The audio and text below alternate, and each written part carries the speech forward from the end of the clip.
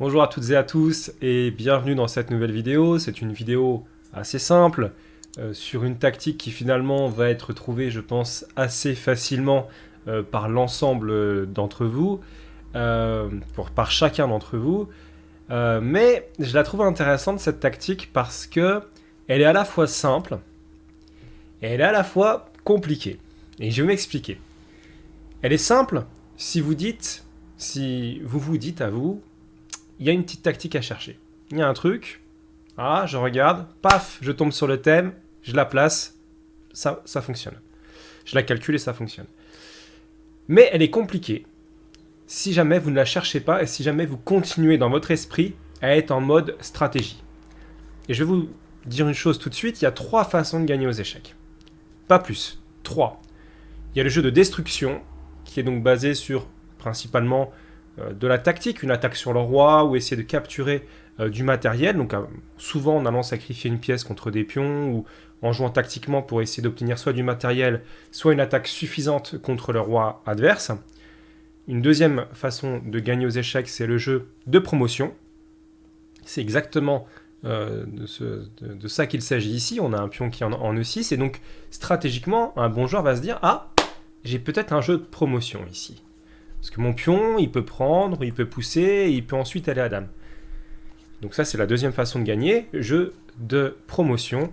Et la troisième façon de gagner, c'est souvent en finale, on a vu quelques parties, comme la partie mortelle, où ça a eu lieu au 20e coup, mais c'est très très rare, il faut très bien jouer pour arriver à gagner rapidement avec ce thème-là, avec cette thématique-là, c'est le jeu de restriction, donc tout ce qui va être Zugzwang, bloquer l'adversaire, parce que contrairement à d'autres jeux de société, aux échecs, on ne peut pas passer son tour.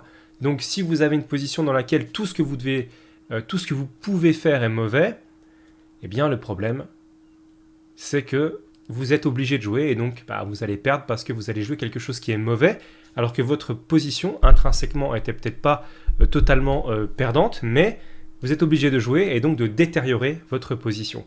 Donc il y a ces 3 façons de gagner aux échecs. Et donc cette tactique, elle est simple si vous commencez à calculer. Donc pour ceux qui ne l'ont pas trouvé, n'hésitez pas à mettre pause, essayez de regarder, c'est pas compliqué, c'est vraiment très simple. C'est dame prend G7. Tour prend G7, forcé, puisque la tour est derrière, donc le roi ne peut pas reprendre. Et derrière, tour D8 échec, on va le jouer, c'est juste pour vous montrer. La tour revient, par exemple, et peu importe laquelle de nos 2 tours prend la tour noire qui est revenue, et c'est mat. La tactique est élémentaire, je la joue pour vous montrer. Dame prend G7, la tour protège la dame, donc la tour est obligée de reprendre. La tour va sur D8 faire échec, la tour adverse revient ici, et la tour prend.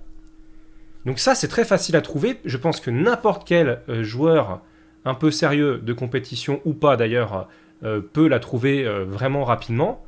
Mais alors pourquoi est-ce qu'on peut passer à côté de tactiques comme ça dans les parties? Eh bien c'est très simple. Parce que dans une partie, vous ne cherchez pas forcément la tactique. Vous ne savez pas qu'une tactique existe. Là, on est dans un bouquin de tactique, donc forcément, on sait que la tactique, elle existe. D'ailleurs, ce bouquin, je vais vous le montrer, comme ça, je donne les références de ce livre. Donc c'est John Noon qui écrit le tome 2 de 100 positions pour affûter votre jeu. Vous le voyez ici.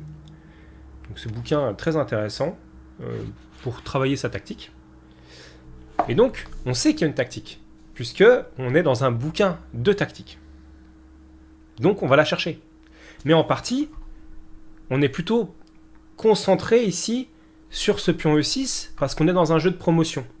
Et donc, on a envie d'aller à dame. Donc, on va plutôt calculer pion prend F7. Ah oui, mais pion prend F7, il y a dame prend. Un peu embêtant. On peut calculer la poussée, mais c'est pareil sur la poussée. Alors il y a peut-être d'autres coups, mais déjà juste la dame qui peut revenir pour menacer de prendre le pion. La poussée est intéressante parce que si jamais on arrive à amener notre pion sur E8, si la tour prend, elle est déviée de son rôle prioritaire qui est de défendre la case G7 pour empêcher la dame blanche d'aller mater en G7. Donc elle a un rôle cette tour, et si elle est déviée de ce rôle-là, c'est ce qu'on appelle une surcharge, elle fait autre chose et du coup elle ne peut plus occuper tous ses rôles, défensifs notamment, et donc ici, dame prend G7 va mater. Donc ce pion est intéressant, et on peut se focaliser sur qu'est-ce qui se passe après E7, alors E7 dame E6, Mais peut-être qu'après, j'ai tour D8, etc. Et on peut commencer à calculer des lignes compliquées, alors que, en fait, c'était très simple. Il suffisait de calculer dame prend G7. Mais dame prend G7, c'est pas quelque chose de stratégique.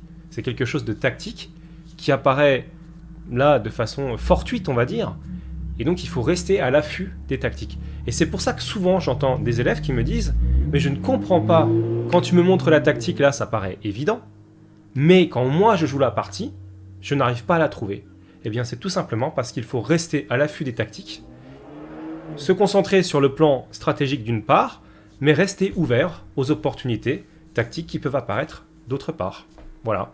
Donc c'est une petite tentative d'explication de pourquoi on peut rater des tactiques qu'on semble totalement maîtriser dans une partie, parce que tout simplement, eh bien, on ne sait pas qu'il y a une tactique et on n'est pas concentré sur cet aspect-là du jeu à ce moment-là.